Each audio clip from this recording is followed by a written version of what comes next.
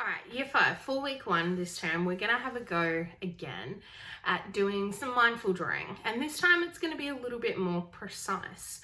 We're actually going to create an optical illusion drawing. So basically, with this particular drawing, it's going to look a lot more 3D, more three-dimensional than it actually is. And all we're going to use is straight lines. And basically it ends up looking really curved and like a really interesting grid pattern. So we're going to have a go at making one of these. So as you can see, it looks like it pops out of the page a lot more than it does. And look at these really interesting curves that we've created using only straight lines.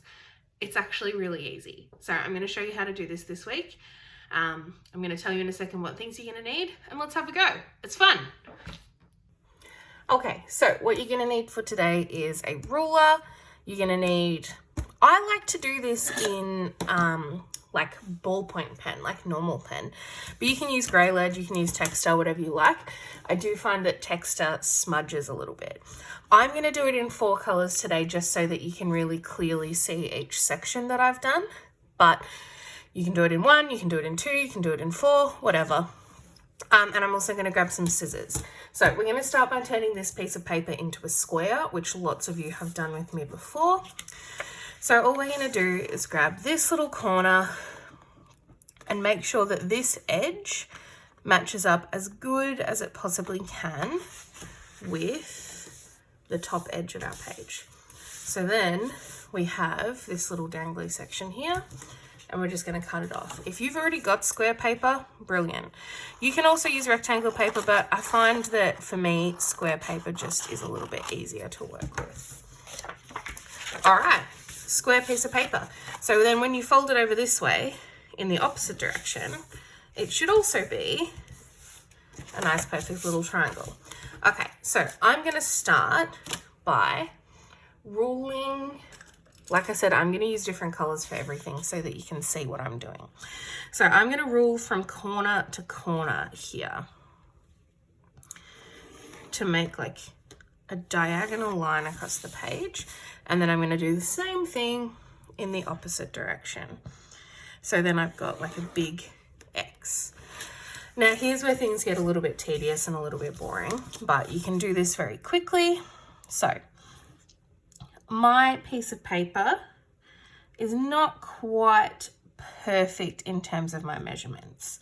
So what I'm going to do is I've got a 30 centimeter ruler here, and my piece of paper is sort of 29.5 centimeters long.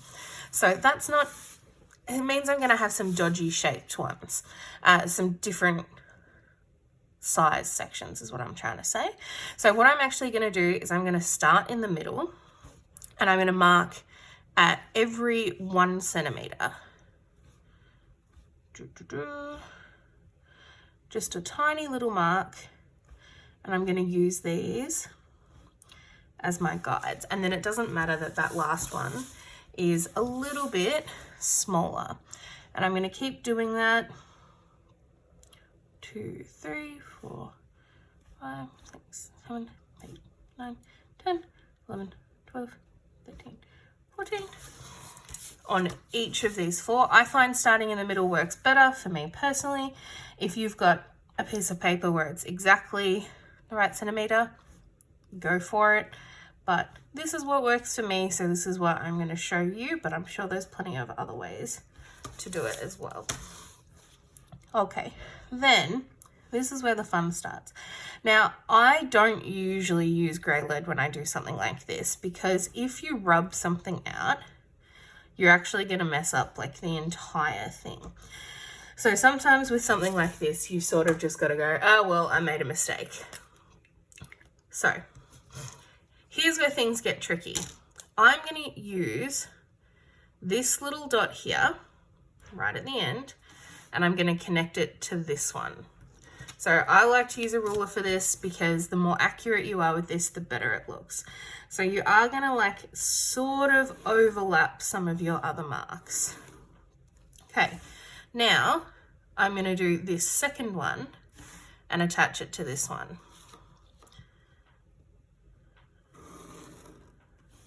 Okay, then I'm going to do my third one to my third one over here. Like I said, there will be some overlapping, and that's why I kind of also find that it helps to do it in a different color than what you've done your markings in. Again, this one's my fourth one, and I'm going to mark it over here to my fourth one. This does get a little bit messy and crazy. My fifth one, all the way over here to my fifth one. And I just try and remember the number that I'm at so that if I do lose my spot, I can count it back. 6. And basically I'm just going to mark it to the next blank one. So this one's going to go like this. So this is where you can sort of start to see the optical illusion happening.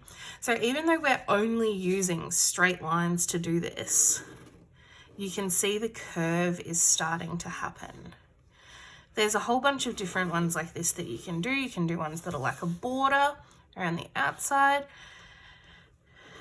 and they sort of overlap a bit more. Maybe I can show you that one another time.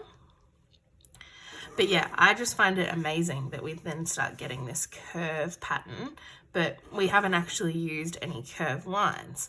And this is really simple, and because it's quite like mathy and methodical, and you've got to think quite a bit about it, I actually find it really relaxing.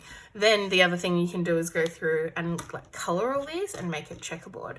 So I'm going to do one more just to really show you again, and then I'm going to speed up and smash through the rest. So first one, furthest away to the closest one to the middle over here.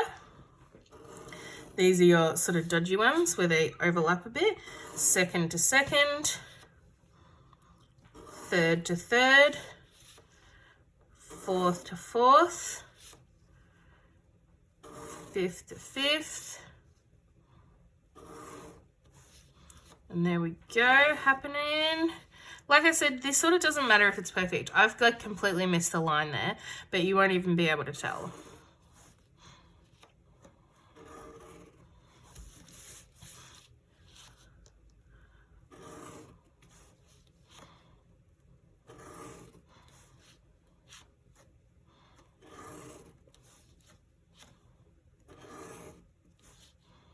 And last one to last one. So it becomes kind of like a warped grid.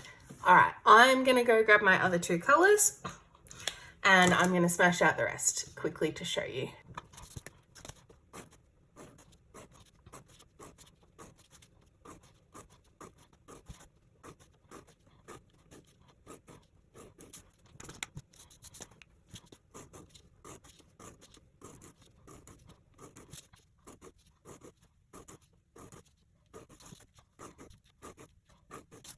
All right, and there you have it. Here is my Optical Illusion little artwork. So then if I wanted to, I could start going in and coloring these in. I could make like a checkerboard pattern, and that also helps add to the illusion that it's like bending and warped.